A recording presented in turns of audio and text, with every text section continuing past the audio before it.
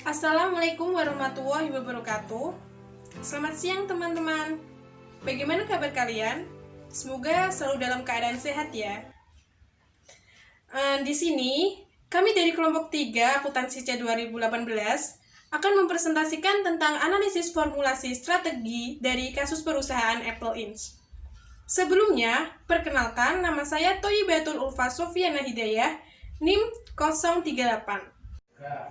Nama saya Tiara Sabila Adhani, NIM 049. Nama saya Ulia Maulida Khairunisa, NIM 116. Nama saya Farhan Novendra, NIM 128. Perkenalkan, saya Wahyu Novitasari, NIM 197. Baik, langsung saja kita mulai. Pertama, saya akan sedikit menjelaskan mengenai perusahaan Apple Inc. Apple Inc. sendiri itu merupakan sebuah perusahaan yang berbentuk multinasional yang berkantor dalam pusat Silicon Valley, California, Cupertino, dan bergerak dalam bidang perancangan, pengembangan, desain, dan penjualan barang seperti elektronik konsumen, perangkat lunak komputer, serta komputer pribadi. Selanjutnya akan dibahas oleh Endro. Terima kasih. Di sini sebelumnya saya berterima kasih kepada saudari Thayyibatul yang sudah menjelaskan terlebih dahulu. Selanjutnya saya akan menjelaskan tentang histori atau sejarah dan visi misi Apple. Langsung saja, pada periode 1976 sampai 1981 terbentuknya Apple oleh Steve Jobs dan produk Apple yang dihasilkan yaitu Apple 1, 2, dan 3. Pada periode 1981 sampai 1983, Apple mengajak Presiden Pepsi menjadi CEO. Pada tahun ini juga Apple mengeluarkan produk Apple Lisa. Pada periode 1984, Apple mengeluarkan produk Macintosh. Pada periode 1987, Apple mengeluarkan produk Mac.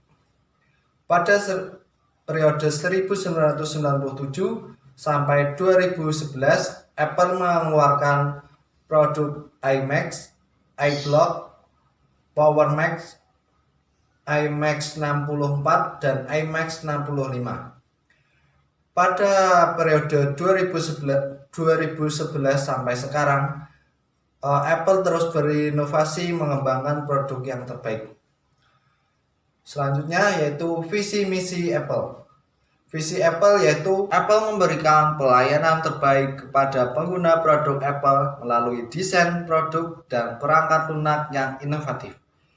Misi Apple merancang Mac komputer pribadi terbaik di dunia bersama OS X, iLife, iWork, dan perangkat lunak profesional. Apple memimpin revolusi musik digital dengan iPad dan toko online iTunes. Apple telah menemukan kembali ponsel dengan iPhone dan App Store revolusionernya dan mendapatkan masa depan media seluler dan perangkat komputer dengan iPad. Terima kasih. Selanjutnya materi akan disampaikan oleh Tiara Sabila. Baik, dalam kasus Apple diperoleh analisis formulasi strategi yaitu matriks IV, matriks EV, dan CPM. Di sini saya akan menjelaskan tentang matriks IV. Matriks IV itu adalah faktor-faktor internal perusahaan, yaitu kekuatan dan kelemahannya.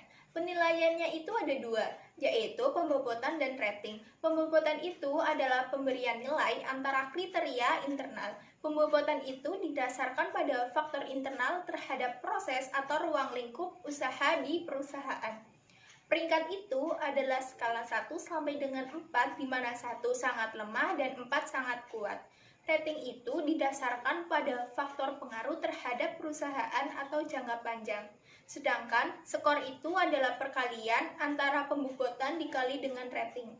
Hasil dari matriks IV itu adalah 3,35 yang mengindikasikan posisi internal perusahaan Apple yang kuat. Berarti perusahaan mengoptimalkan faktor internalnya. Terima kasih, sekian presentasi dari saya. Selanjutnya akan dilanjutkan matriks EV yang akan dijelaskan oleh Novita. Baik, di sini saya akan melanjutkan presentasi dari Saudari Tiara mengenai EV matrix. Apa sih EV matrix itu? EV matrix adalah faktor-faktor eksternal perusahaan yang terdiri dari dua bagian, yaitu kesempatan dan ancaman. Langkah untuk mencari nilai EV matrix sama dengan langkah untuk mencari nilai EV matrix yang telah diterangkan oleh Saudari Tiara sebelumnya. Pada perusahaan Apple ini memperoleh nilai EV matrix sebesar 3,14 yang menunjukkan bahwa kondisi perusahaan berada pada kondisi yang kuat. Artinya, perusahaan telah mengoptimalkan faktor eksternalnya. Sekian yang dapat saya sampaikan, selanjutnya akan dilanjutkan oleh Saudari Ulia Maulida. Terima kasih. Baiklah, saya akan melanjutkan presentasi dari Novita. Di sini saya akan menjelaskan yaitu tentang Competitive Profile Matrix dari Apple. Competitive Profile Matrix yaitu untuk membandingkan perusahaan dan para pesaingnya dan mengungkapkan kekuatan dan kelemahan relatif mereka. Yang pertama yaitu ada faktor. Faktor ini adalah faktor penentu keberhasilan, yaitu ada lokasi toko, margin keuntungan, dan lain-lain seperti yang sudah ditampilkan. Selanjutnya yaitu ada bobot. Bobot ini yaitu jika faktornya mempengaruhi berarti nilainya banyak. Kita ambil yang paling tinggi yaitu 0,12 yaitu margin keuntungan. Selanjutnya yaitu ada Apple dan pesaingnya yaitu Samsung dan Lenovo. Lalu ada peringkat. Peringkat tertinggi menunjukkan bahwa perusahaan dengan baik mampu merespon faktor penentu keberhasilan dan hal ini menunjukkan kekuatan utama perusahaan. Nilai tertinggi yaitu 4 dan nilai terendah yaitu 1. Kisaran peringkat diberikan antara 1 sampai dengan 4 dan dapat diterapkan pada setiap faktor. Kita ambil contoh pada kualitas produk.